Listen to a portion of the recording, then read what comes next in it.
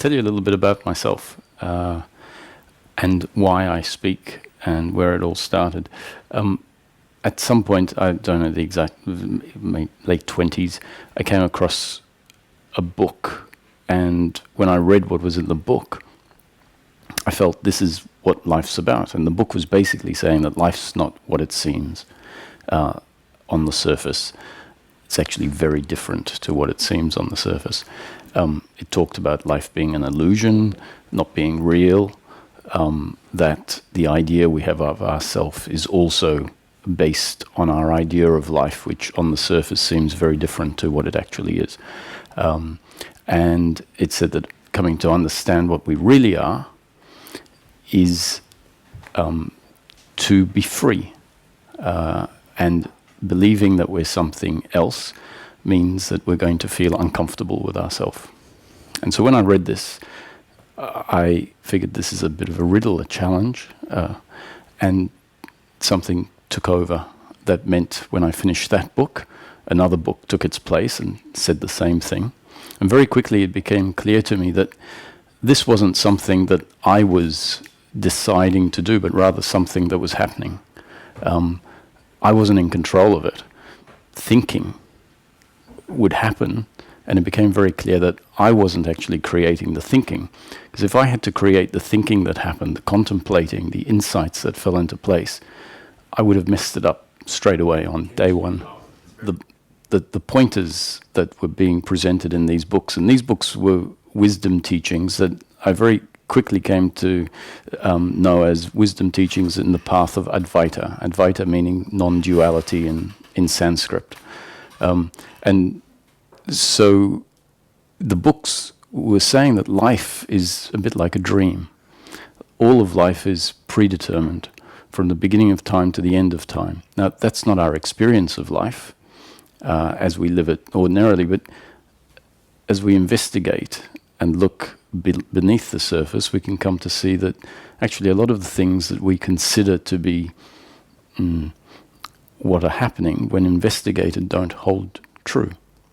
And so these teachings give us concepts, pointers, to use for ourselves, to investigate daily life, daily living for ourselves, and then decide whether what is being pointed at is more accurate than the way we relate to life. The teachings really are about happiness in daily living. That's what we're talking about. And happiness for the human being is not what we tend to think it is. Most people in life are moving towards pleasure. Moving towards pleasure because we believe that pleasure will deliver us happiness on a continuous basis. And we all know from our own experience that we feel when I achieve this, then everything's going to be okay. That's going to be the answer. If I meet my soulmate, then everything's going to be okay. When I get a new job promotion, everything will be okay. And inevitably, from time to time, we get that. And what happens? We suddenly say, well, when I get that, the next that, everything will be okay. So what it means is that in practice, what we think will deliver us happiness doesn't. And if we're lucky, we achieve these things, enough of these things, to realize for ourselves that maybe my formula for happiness is a little bit off. So this particular teaching is saying that happiness is not to be found in pleasure. So all of these are concepts that may resonate with you, may become part of your being, and when you're moving through life, may pop up and become part of an investigation that you can do for yourself. So the concept that says happiness is not to be found in the flow of life means happiness isn't to be found in outcomes. Happiness isn't to be found in pleasure or pain. So the flow of life, whatever it is moment to moment, is either pleasure or pain. For example, if you miss your plane, that would be considered pain in the moment. If you eat a nice meal, that's pleasure in the moment. If your partner doesn't fulfill a commitment that they said they would, that's pain in the moment. So to understand that the flow of life is only ever pleasure or pain is very significant. Because generally speaking, we don't relate to the flow of life as black and white as that, just pleasure or pain. Love is pleasure. Someone getting angry with us is pain. Now, what we tend to have inbuilt is an attitude to the flow of life. So the flow of life is always pleasure or pain, but where suffering comes in is based on our attitude to the pleasure or pain. The current attitude we have is the attitude that says my happiness is to be found in pleasure and pain, or in pleasure and my unhappiness in pain. So when the flow of life, being what it is and what it will always be, pleasure or pain, happens, if it's painful, another reaction happens, and that is suffering. The reaction says this shouldn't be like this because my happiness is dependent on it being different. Now, the nature of life is that it's always going to be an alternation between pleasure and pain. So if our happiness was dependent on life being pleasure, pleasure, pleasure, pleasure, then it simply means that happiness isn't available in this life. Happiness on a continuous, unbroken basis. However, for thousands of years, we've been told that happiness is our birthright. Happiness is our true nature. And it's available right here, right now, without us needing to change anything. So first we have to become very clear that that happiness that is being pointed at as our true nature is not to be found in outcomes. So 80% of the suffering that we experience in life is simply because we have the wrong idea of what our happiness is. So happiness is peace of mind in daily living. Continuous, unbroken peace of mind in daily living. And peace of mind is not something, but it's the absence of suffering. And suffering is the resistance to pain in the moment. So once we recognize that pain actually doesn't take away from who I am, pain is something that comes and goes, just like pleasure. Pleasure comes and goes. Once we really start to recognize that my peace of mind can remain unbroken, regardless of whether there's pleasure or pain, then the attachment to pleasure and pain starts to fall away. And as the attachment to pleasure and pain starts to fall away, suffering starts to dissipate also. Until such time as we become completely convinced that whether there is pleasure or pain in the moment is irrelevant to my happiness. And at that point, attachment to pleasure and pain has fallen away, and we'll find that our peace of mind remains continuous and unbroken, regardless of circumstance. So, is anyone unclear on this notion that the flow of life is always either pleasure or pain?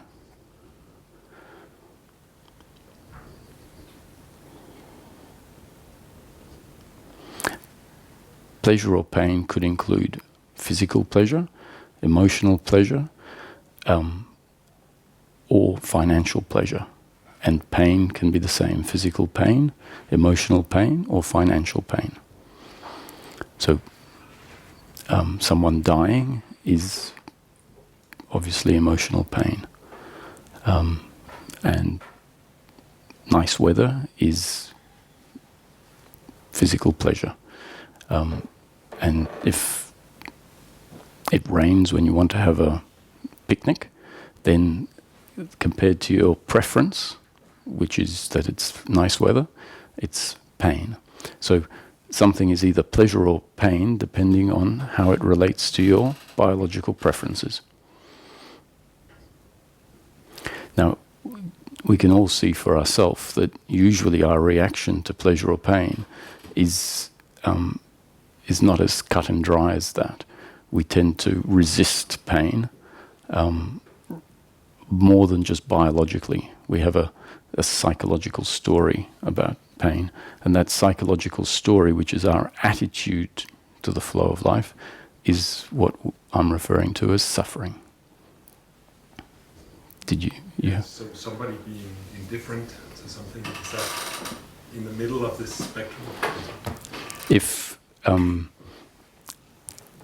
If you're indifferent to something, it means it's neither in line or out of line with your biological preference.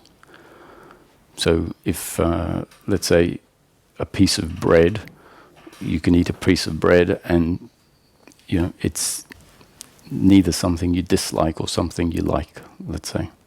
If you're very hungry and you eat a piece of bread, then that's going to be pleasure.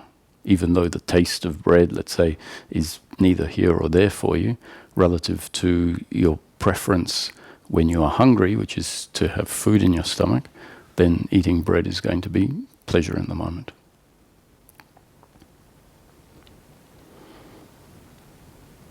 So the human being has this attitude to life, which is being called in these teachings the sense of personal doership, or the belief in personal doership.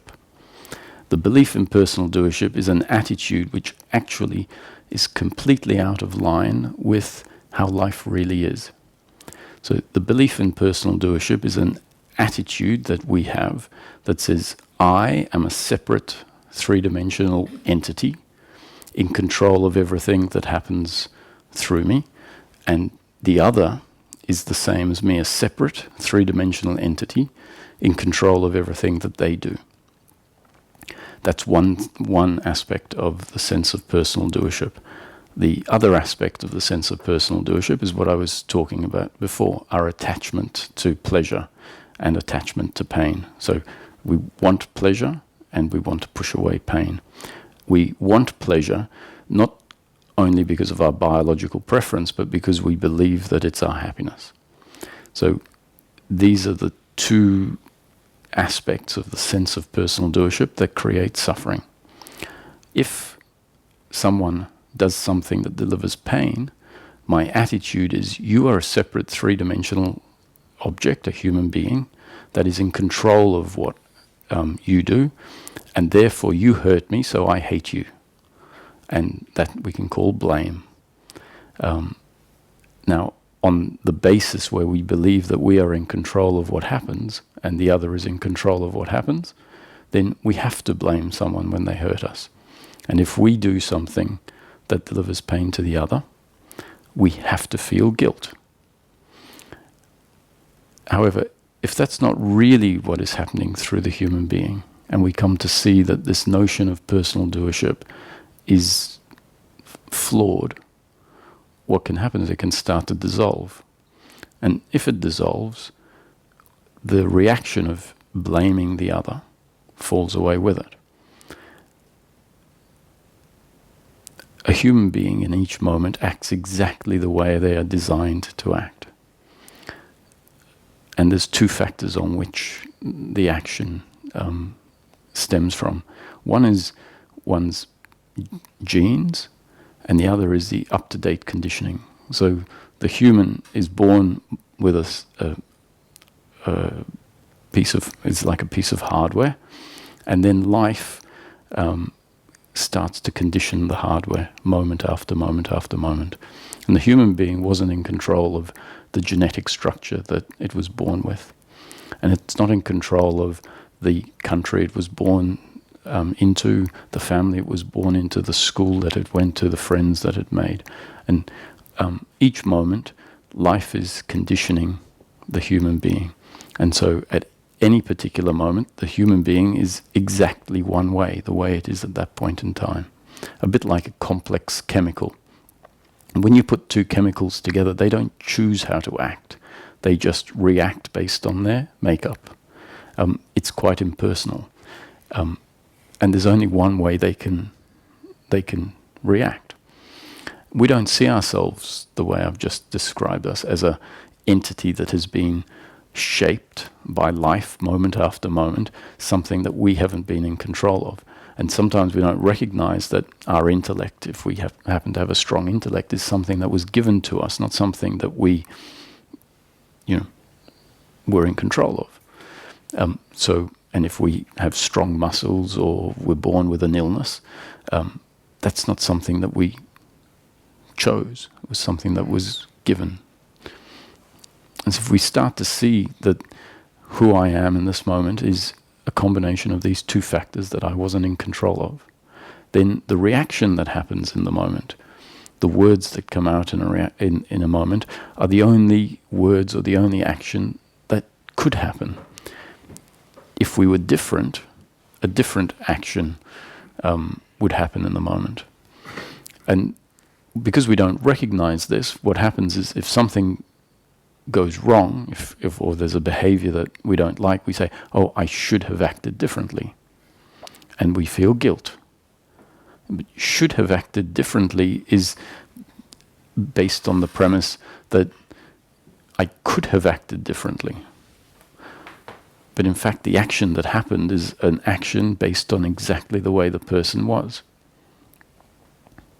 Is that clear? Yeah?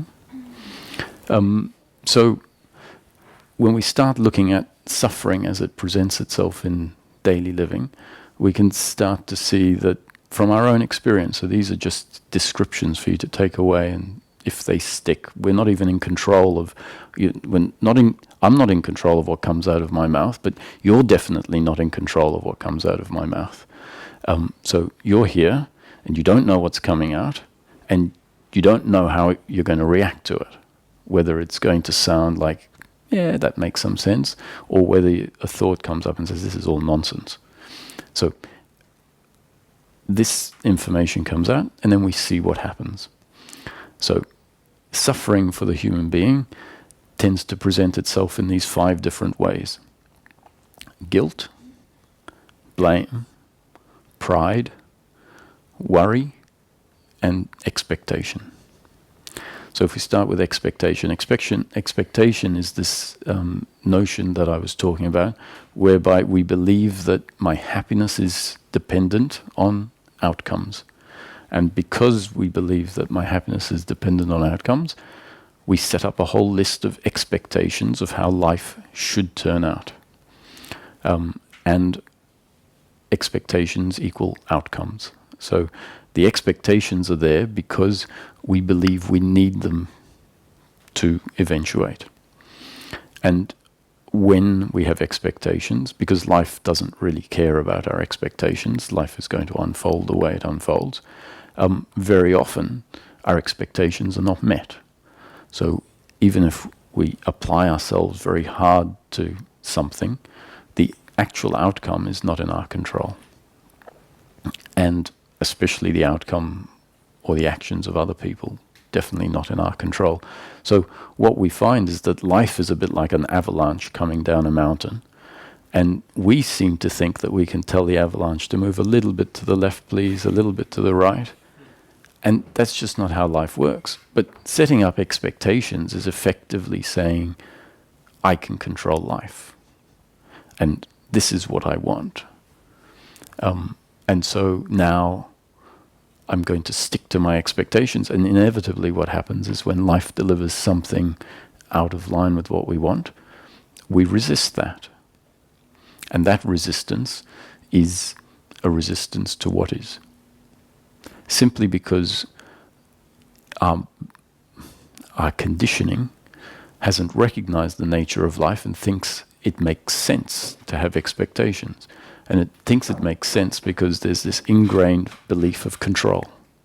The idea that we are an entity that is in control of whatever is happening through us, and therefore thinking that we can control outcomes.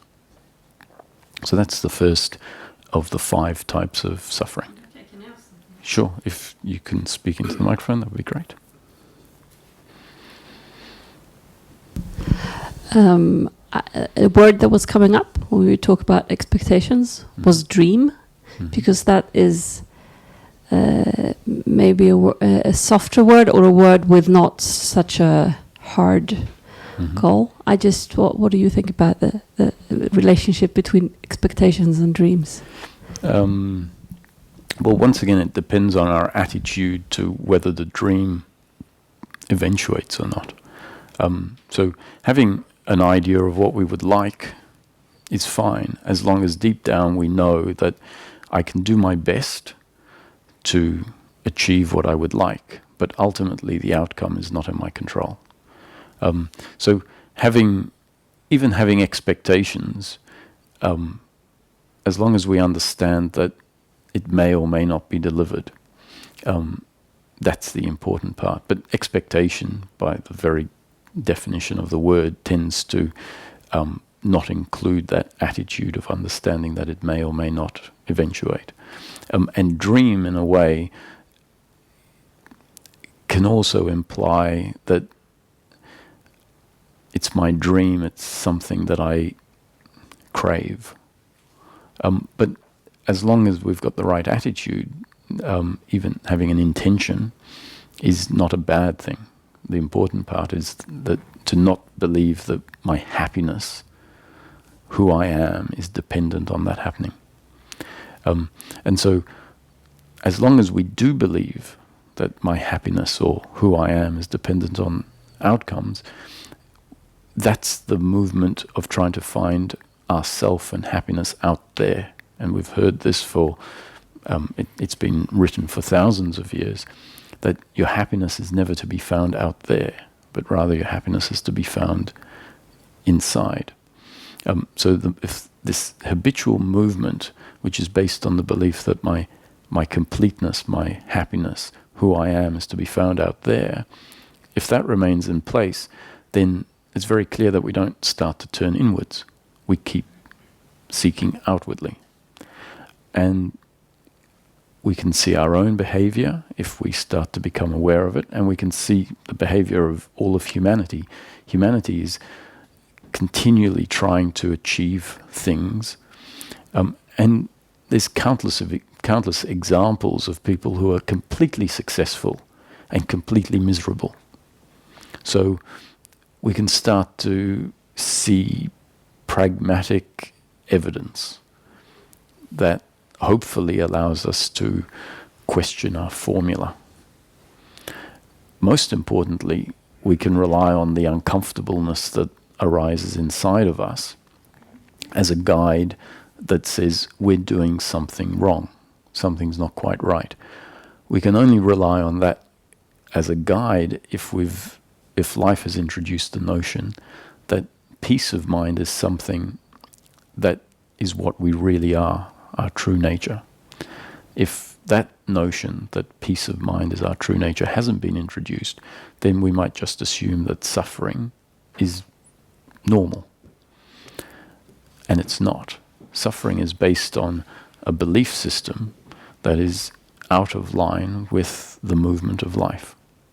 So another way of describing life as it comes to be seen once all of these attachments and false beliefs of who we are fall away is a creation created by Source, unfolding from the beginning of time to the end of time exactly as it's been created to unfold. So a predetermined story of life. The sense of personal doership that believes it's in control and wants to be in control because it believes its happiness is to be found in outcomes, hates to hear that. The notion that life is predetermined is absolutely abhorrent to the belief system inside of us that says, I am in control, I need to be in control. Whereas we've also heard time and time again that we need to surrender. That's where peace comes from. Just let go and surrender. And surrendering is actually surrendering to the fact that we're not in control. Surrender to God's will. Now, I'm not talking about a God sitting on a cloud somewhere that's separate from us. So how do we introduce God in a way that is not separate from us? And we can look at life like this. Before the Big Bang happened, or the creation, the Big Bang is just one way that we can look at the creation coming into existence. There was absolute nothing. Consciousness at rest. So consciousness at rest is immense creative potentiality. And at some point, that potentiality explodes into actualization. So consciousness at rest, absolute nothing, explodes into everything. The consciousness at rest has become all of this. And none of it is separate. It's the one movement. Nothing has become everything. And everything is from the beginning of time to the end of time. So immense creative potentiality has actualized into an amazing story of life, a story of evolution, a story of cause and effect, a story of forgetting itself, consciousness forgetting itself on purpose in order to experience being something it can never be, in order to experience itself being something separate. And how it does that, it creates a playground where it introduces somewhat like 7 billion people, 7 billion objects that it identifies with. And included in the story of life is this false idea of who we are and false idea of what life is that is ingrained in most human beings, ingrained by life itself. And because it's a story of forgetting itself and therefore suffering, and then at some point waking up to the fact that it's forgotten itself and that there are a whole lot of false ideas about life and oneself, and those ideas then fall away as part of the story of life. And when the ideas have fallen away, we find ourselves living in such a way where there is a connection to Source, knowing that what we are at our core is actually consciousness, understanding that what we are at our core as consciousness is not something that gets added to or subtracted from by the story of life.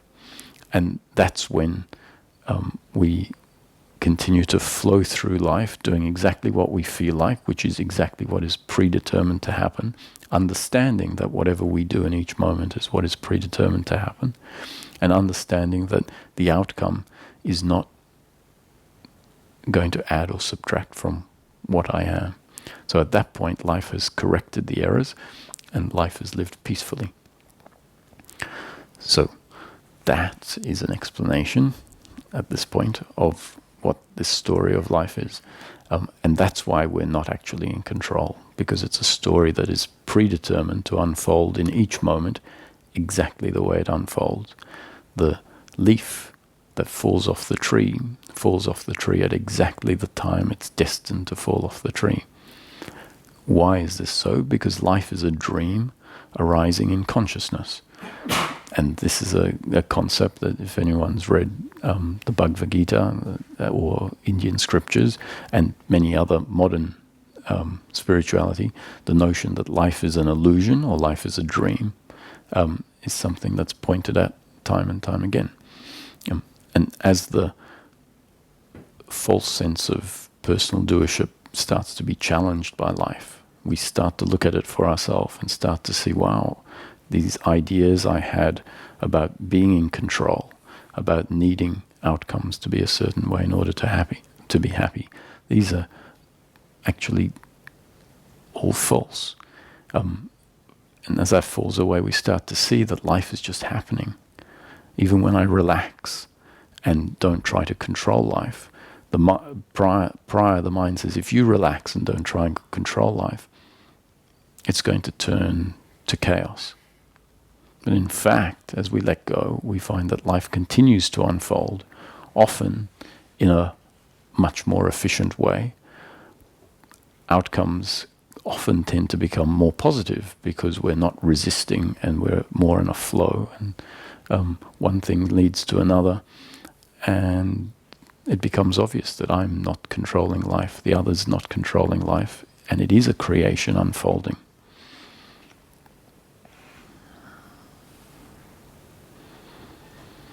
We were talking about the 5 ways that we can avoid suffering or what Well, actually, the five forms of suffering, yeah.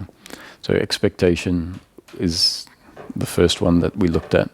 If we go to the first one, blame is based on this idea that I am the doer, the other is the doer.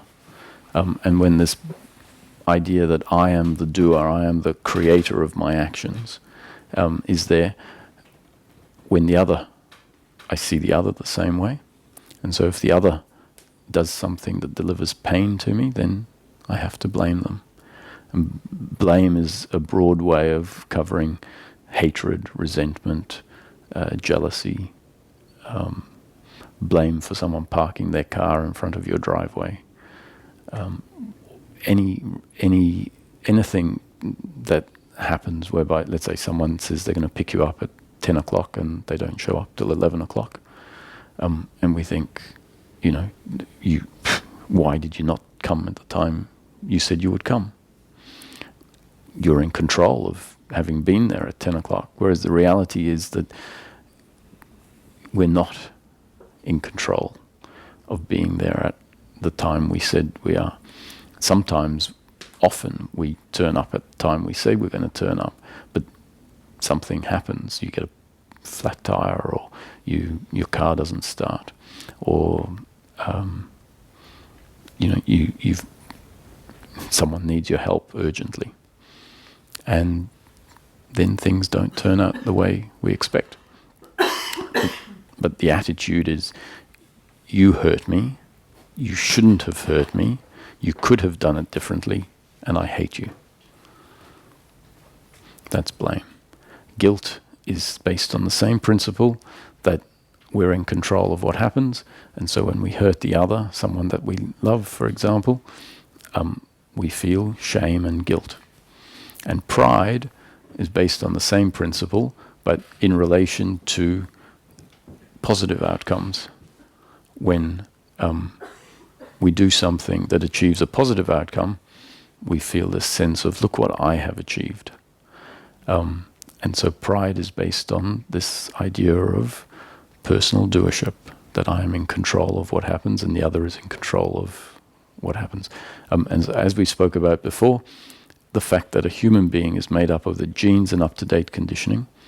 We weren't in control of our genes, and we're not in control of how life conditions us moment after moment, means that as we see this for ourselves, as we contemplate it and observe how sometimes things don't happen even though we try our very best for them to happen, then the sense of personal doership can start to weaken, and that means that our guilt, our blame, and our pride also starts to weaken. So all of these forms of suffering are based on certain belief systems. And the belief systems that we've spoken about are quite simple. The belief in personal doership and the attachment to pleasure. As those two things are seen to be less accurate, then the suffering on which that's based on those foundations starts to reduce.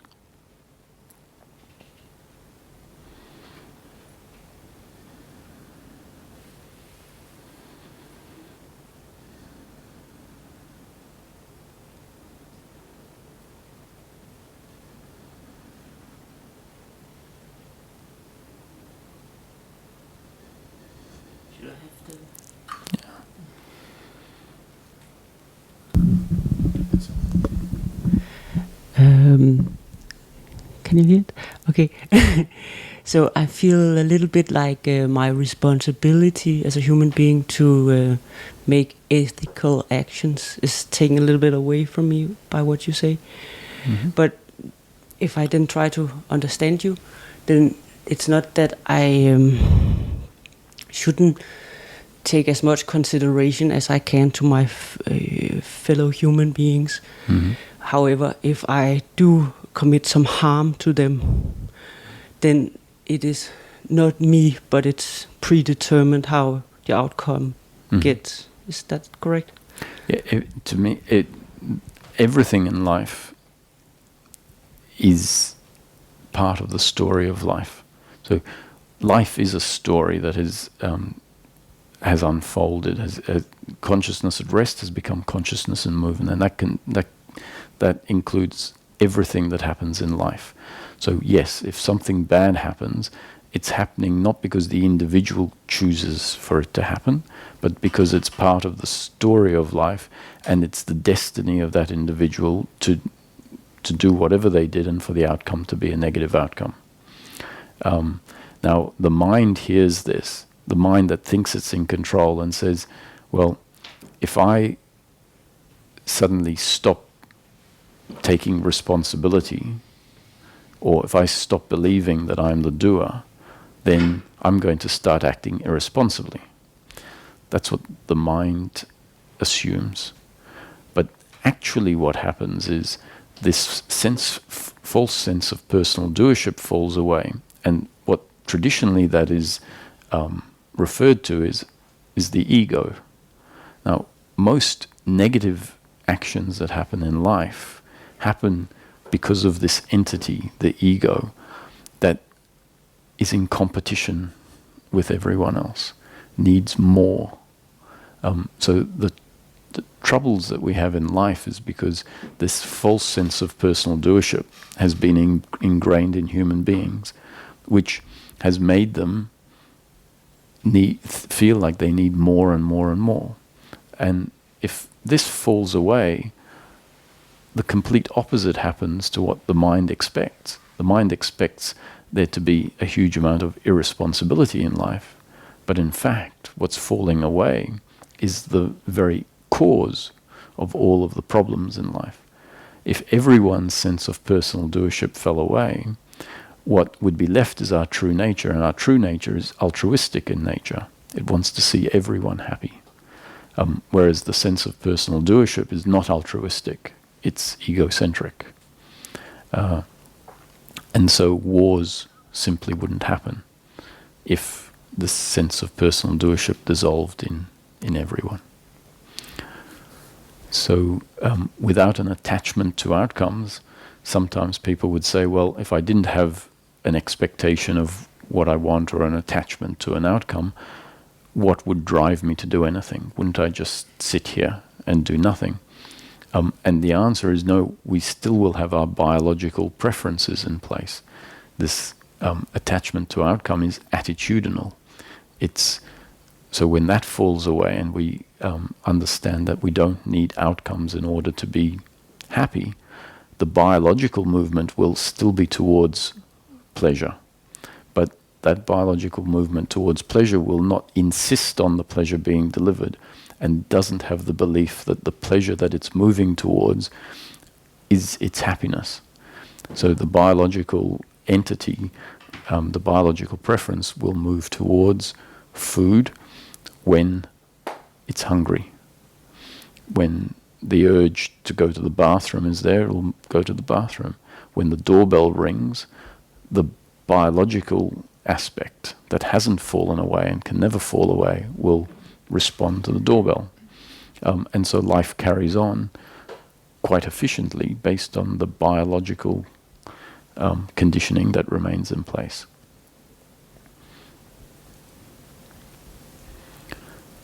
Does that answer your question? It's just that if we are not just driven by altruism because we are not there yet, then isn't it possible that I could tell myself that I'm free of being responsible because I know everything's predetermined, and I know this from this sad song, and then I just feel a little bit, because we are mostly in my opinion on the first three chakras more than higher up.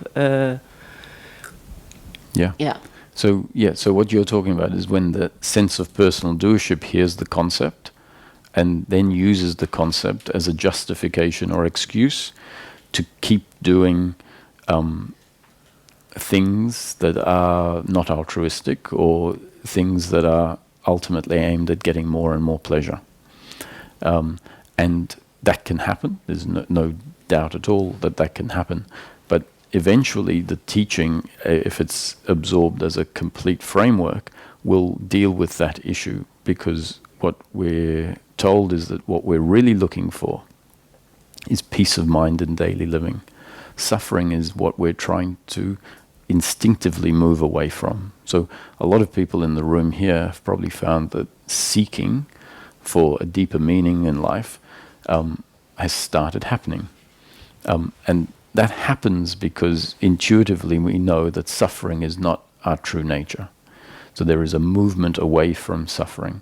And if the sense of personal doership grabs hold of one of these concepts and says, well, I can do anything now because it's all predetermined, that's not going to give them peace of mind.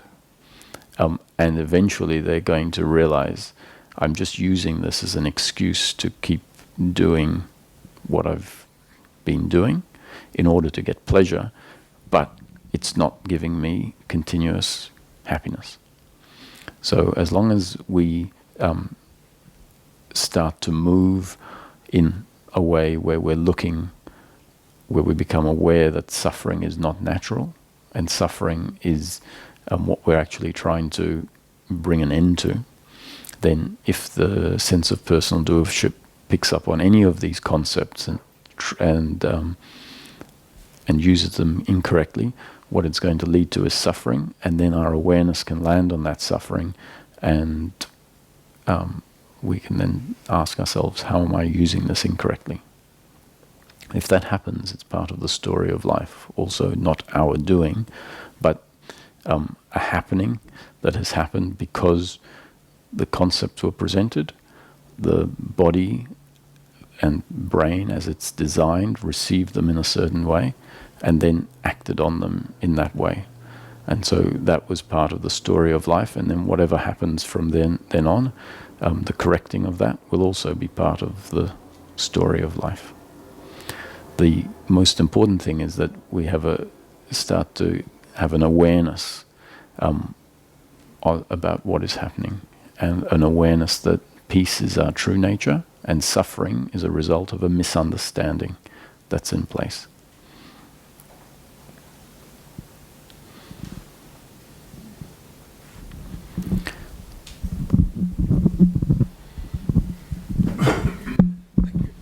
This thing you spoke about earlier about the sense of personal doership, and you said that it's really a myth or something like that, or a misconception. Is that your own personal first-hand experience? Yeah, sure. It's that particular term is a term that was coined. Well, it's not coined by Ramesh, but it's a term that he used in his teaching. It actually goes back to Shankara. Talked about non-doership, and it was very clear to me on my path when I started reading the text, that's all they were pointing at. That the idea that that unhappiness is an attitude. It's suffering is not something that life creates. Life in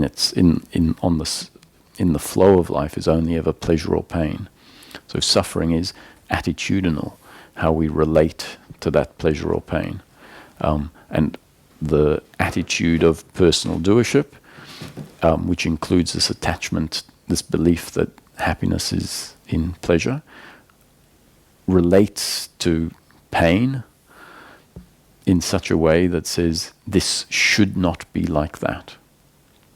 And so once the concept becomes understood intellectually, so once we know what the concept is really saying intellectually, that suffering is an attitude to the flow of life and not actually in the flow of life, then we can start to see that for ourselves, that wow, the flow of life is that I stubbed my toe, or that someone didn't come and pick me up at the right time, and that's pain.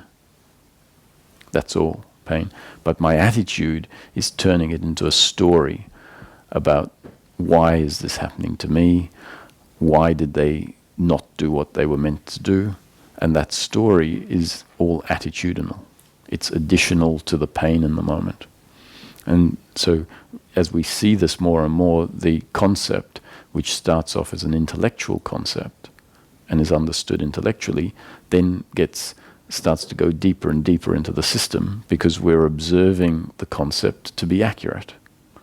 And as that understanding goes deeper and deeper, what it does is it starts to kick out all of the misunderstanding that exists deep down in the body.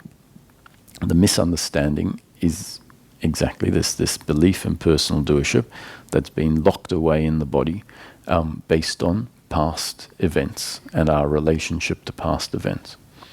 So when the understanding is simply intellectual, we can sit here and think, yeah, I get this, and it makes sense that actually when someone does something, it's pain, and it doesn't mean that I'm incomplete, and so I don't need to suffer. And then we go out into daily living, someone does something to us, and that understanding sort of goes out of the window, and what happens is this reaction of blame. And that's perfectly understandable. Why that happens is because the intellectual understanding hasn't yet penetrated deep enough to start kicking out the ingrained beliefs of personal doership that are in the system. And the process works exactly like that over time. As we observe these reactions inside of us and understand what they are, then, yeah, the understanding goes deeper and deeper. What I see a lot is... Oh, sorry. It's okay. No, What I see a just lot for the is, recording. Oh, really? Sorry. Is people tend to bond by mirroring a lot. Like, for example, do you feel my anger or do you feel my pain? I mean, often people come to you and then they want you to be on their side. I agree with everything you say, but sometimes it's very hard to know how to do these things without, I don't know, seeming indifferent or seeming careless. Or, I mean, if you want to live a solo life, then it's super fine. But if you want to, like, I don't know, connect to people a lot, then you have to, like, go into all these suffering emotions sometimes for them to feel that you see them. Yeah, but what happens is you then become codependent with their suffering, which really means you believe it. You believe the story they're saying inside you deep down. Because when you don't believe it, you can be empathetic and understand that their makeup is such that they're forced to suffer, and therefore you can do what you can to help them out of that suffering. But there's no way you would agree with the principle that they're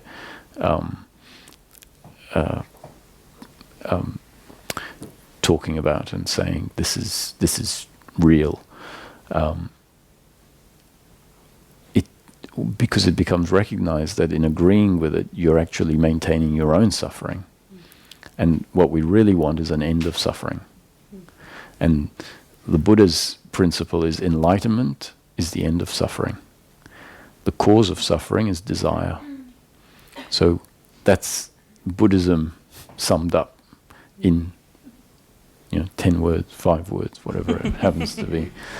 Enlightenment is the end of suffering. The cause of suffering is desire. So desire is the belief that my happiness is to be found in pleasure. I have a desire for love, I have a desire for material possessions. The belief that my happiness is to be found in love, the belief that my happiness is to be found in material pleasure. So that's the cause of suffering, desire. So if enlightenment is the end of suffering, it means enlightenment is the end of the belief that my happiness is to be found in pleasure. And then the question is, so do I give up my happiness in order to fit in? Yeah. And the answer is no. It might not be no for a while, but eventually, if we really become clear on what we're giving up in order to be accepted by some people. And that's why when people start on their spiritual journey, relationships end. Because new ways of seeing life start to ingrain themselves. And then the gap between your friends that you had before starts to get bigger and bigger. And it's not really that sad. It's just a movement of life. And what gets replaced is, or things that fall away get replaced, and they usually get replaced by something that's more appropriate to us at that time. Okay. But if you're not convinced and there's something you want to explore further, we can. Yeah, no, it's just that, of course, you want your friends to feel the best they can. So for me, it would be, I would feel guilt if I didn't try and help them the way that I feel they needed to be helped. But of course, you have a point that it's not by feeling their suffering. Yeah. Yeah. Okay. So the differences between empathy and sympathy. So sympathy is to actually feel sorry for someone because you believe the basis of their suffering. Empathy is to understand that they are suffering, but not believe not believe the story they're telling. And from that place, we can actually help someone. You can guide them out of the story, maybe. And there are some cases where it's very clear you can lead a horse to water, but you can't make it drink. And that's when you actually have to understand that, well, I've done the best I can, but I'm not in control of the outcome. And be available to do what you can next, but without insisting that they change, because then that becomes our suffering. I agree.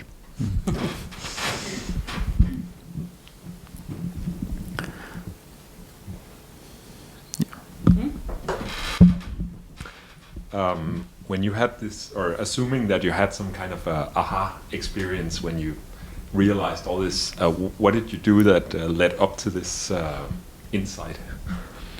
Well, to be honest, as I mentioned, when I started reading these books, nothing else in life was important.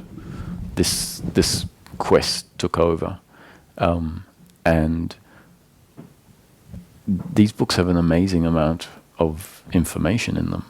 And it doesn't have to be books. If you find yourself in situations like this, and you don't have to understand everything that's being said, you don't have to listen to this from your head. You can just be open and something will hopefully click in. And we only need to work on one thing at a time. We can't incorporate it all at once. But one thing might stick, and then tomorrow or the day after you might find yourself in a situation and the thought arises, a thought that says, I see that I'm chasing after this as if it's my happiness. I'm chasing after this outcome as if it's my happiness. Or you might blame someone for not doing what they said, and the thought might arise that says, this story I have going in my head, which we can feel as blame, as an uncomfortableness with oneself, is based on the idea that I believe they could have acted differently. So as that pops up, it means that something the concept has sunk in and is now functioning on its own. So life has then created new up-to-date conditioning, which it's doing all the time, and that new up-to-date conditioning is now functioning and cutting off the story of blame. And that's the process that happened, is that more and more new conditioning came into the body, and that new conditioning, which is what you could call wisdom, wisdom as opposed to misunderstanding, started to kick out the misunderstanding, dissolve the misunderstanding. And the way that the process usually worked is there's a particular subject or topic that would become thought about, and I'd read something, and then thinking would happen, like, what exactly does this mean? And then life would conspire to deliver a circumstance that, wow, explains it, and wow, that's what it means. And then there's insight happens. And insight is where what is being contemplated just clicks, and at that point it all becomes clear. And there's hundreds of those insights that lead to, in the end, the puzzle becoming more and more complete. And the ultimate shift is this. Peace of mind is something that is available on a continuous, unbroken basis. That's human happiness. Where it stems from is the recognition of our connection to Source. The continuous, unbroken recognition of our connection to Source means continuous, unbroken peace of mind. Why our connection to Source is not recognized is because of the beliefs of personal doership. The beliefs of personal doership say, I am a separate entity in control of everything that I am doing. That basically creates separation. It doesn't actually make us separate. It doesn't mean that we're ever not connected to Source, but it's a belief system that veils our connection to Source, obstructs the seeing of our connection to Source. When that belief in personal doership falls away, it becomes very clear that whatever is happening through me is a movement of consciousness. And that I am effectively, what Roger is impersonal consciousness, identified with a particular body, functioning through that body as personal consciousness. And every one of us is exactly the same. It's a unique body with unique genetics and unique up-to-date conditioning, but that's just a vehicle into which impersonal consciousness, the one singular impersonal consciousness, identifies and then functions through. So you and I are actually two vehicles through which the one consciousness are functioning. So consciousness is speaking with consciousness, and consciousness is listening to consciousness. Whereas that's not how we generally, before this process of inquiry happens, that's not how we see ourselves. We see ourselves as separate and unique, without recognizing that the core of the human being is this undifferentiated consciousness, a consciousness that doesn't have an age or a sex, doesn't have personality. The consciousness at the core is like electricity. Electricity that plugs into the light and creates light, plugs into the fridge and creates cold, plugs into the heater and creates heat. The electricity that goes into all the different appliances is the one undifferentiated, non-characterized energy or electricity. It then functions through a particular instrument and comes out the other side in a unique format. And so humans are the instrument. Consciousness is like the undifferentiated electricity that comes in one side and then comes out the other as a unique expression of a combination of consciousness and the body. And so each of us are that. And what we know of what our experience of life is the personal consciousness. We get to experience the personal consciousness, which is our experience of life. So the falling away of the sense of personal doership allows us to realize that what is actually happening is consciousness functioning through a vehicle.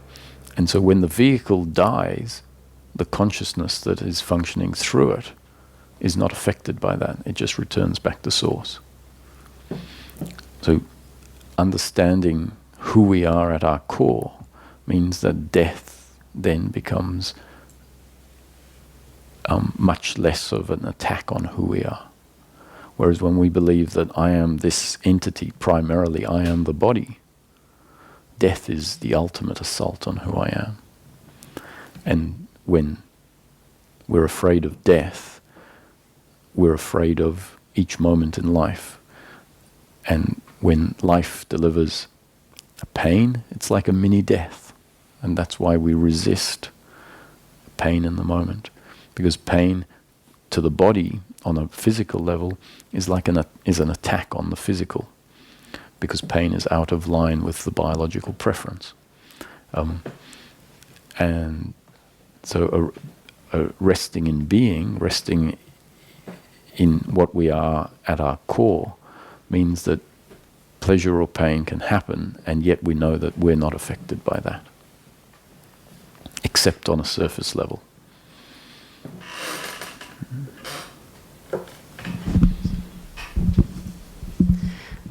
Well, you talked about the human as the vehicle, and that the consciousness, the one consciousness, isn't. Well, I believe, and animals, are they also just vehicles for and nature, and or where is there kind of a line or? Sure.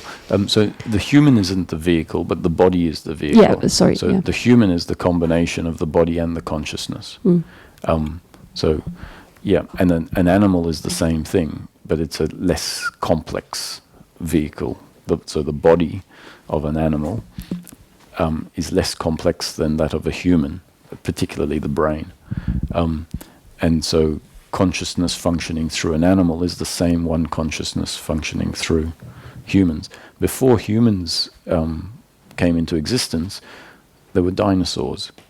And the one consciousness was functioning through dinosaurs as an instrument. And at that point, consciousness was experiencing life through the complexity of a dinosaur.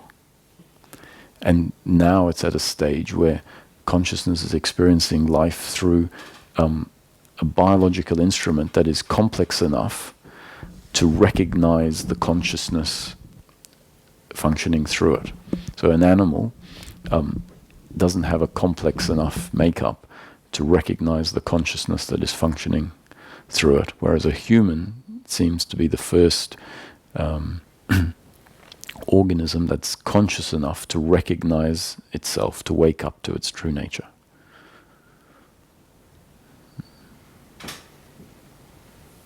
Yes.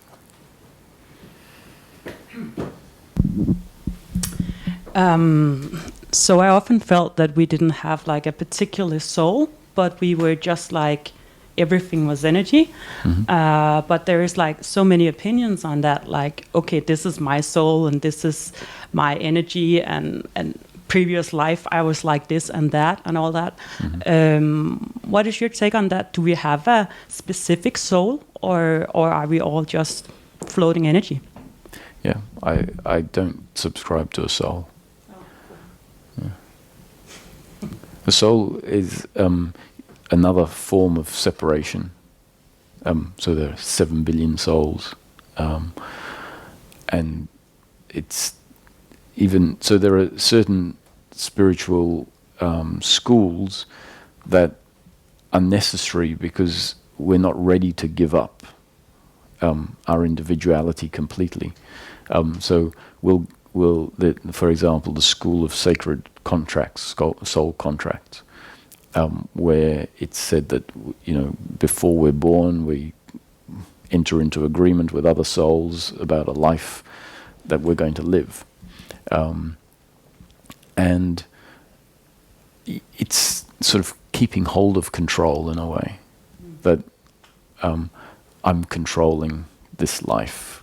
I just controlled it before it happened as the soul. And this isn't a criticism of those schools of spirituality. They're part of the story of life. And it's fantastic because it gets people to start believing in something grander than what they may have believed in previously. It can bring them to connect to the divine, but that concept at some point will evolve. And when we ultimately come to a realization of self, it's not a realization of a soul, it's a realization of a consciousness and awareness that is ever present. It's the awareness that recognizes each moment, that it's the awareness that was always present when we were 1 year old, when we were 5 year old, when we're 40, when we're 80. Awareness is the one thing that is ever present in daily living. So we can say awareness is the one truth in the manifestation. Everything else is changing. So that which changes isn't true. That which changes isn't real. And that becomes one of the concepts that's very useful for us to start understanding what truth is. Because when we find ourselves on a spiritual journey, we often get to a point where we say, all I want to know is the truth. Because we realize that we've been living a lie, actually, doing what other people have wanted us to do, not honoring what we want to do. And that feeling creates a sense of uncomfortableness inside. And at some point we say, I'm not going to do this anymore. I just want to know the truth. And that is coming from an understanding that what we are at our core is truth. What we are at our core is something that doesn't change, something that's ever present. And we're given a hint that says that which is real doesn't change. And then we're told that the body changes, the emotions change, the thoughts change. Everything in the flow of life is changing. And what that allows us to do is to realize, oh, I'm not that. I'm not that. I'm not that. I'm not anything that changes, which means I'm not the body. And whereas previously we were convinced what I am is the body. So coming to see that I am not that which changes, what I am is that which remains ever present and unchanging, means that at some point we'll ask ourselves, what is it that is ever present and unchanging? Or at least we'll go through and see everything that is changing. And what we might then realize is that which doesn't change. And that is the awareness that is aware of each moment.